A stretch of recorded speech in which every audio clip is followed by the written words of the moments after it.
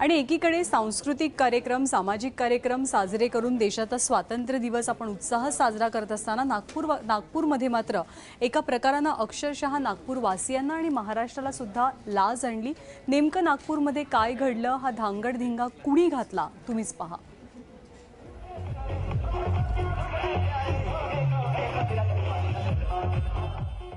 यावर्षीही नागपुरातल्या मुन्ना यादवच्या गावगुंडांनी स्वातंत्र्य दिनाच्या नावाखाली स्वैराचाराची परंपरा कायम राखली। मुख्यमंत्री समर्थक भाजप नगरसेवक अशी या मुन्ना यादवची राजकीय ओळख।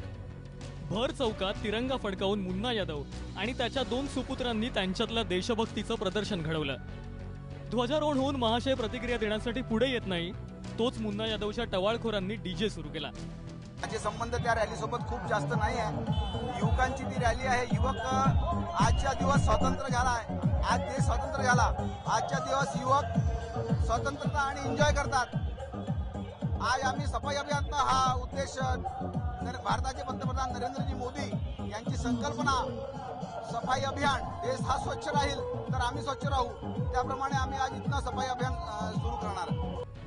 आधीच साफ असलेल्या रस्त्यावर नावापुरती झाडू नाचवून मुन्नाच्या कार्यकर्त्यांनी स्वच्छता अभियान उरकलं, कारण त्यांना घाई झाली होती ती धांगडधिंग्याची। स्वातंत्र्य दिन हे तर फक्त निमित्त होतं, प्रत्यक्षात सुरू होता थिल्लरपणा। या स्वैराचारात नागपूरकर मात्र चाच पडले। हम तो भाईचारे के साथ स्वतंत्र दिवस मना रहे, लेकिन ये इस टाइप का रास्ते से जाते हुए रैली निकाल रहे बीजेपी के नेता के कुछ बच्चे लोग, और वो गाली गलौज कर रहे थे यहाँ पे हमारे बच्चों को। क्या कारण था? क्या सत्ता की? कुछ नहीं, सत्ता की गर्मी है और कुछ नहीं है, इसके अलावा और कुछ नहीं है। इतनी गर्मी अच्छी बात नहीं है। आप लोग स्वतंत्र दिवस मना रहे कि दंगे फसाद कर रहे हैं। दुसरीकडे शिवसेनेचे नेते पंजून तोतवानी यांनीही स्वातंत्र्य दिनाची रॅली काढली होती। मुन्ना यादवचे कार्यकर्ते आणि सेनेच्या कार्यकर्त्यांमध्ये बाचाबाची झाली।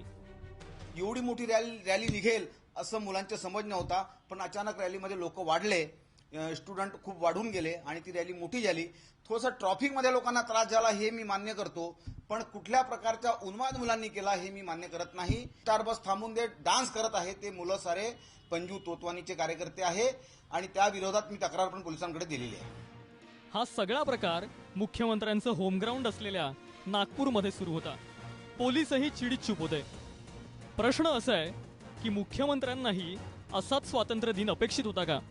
सरिता कौशिकसह ब्युरो रिपोर्ट, एबीपी माझा, नागपूर।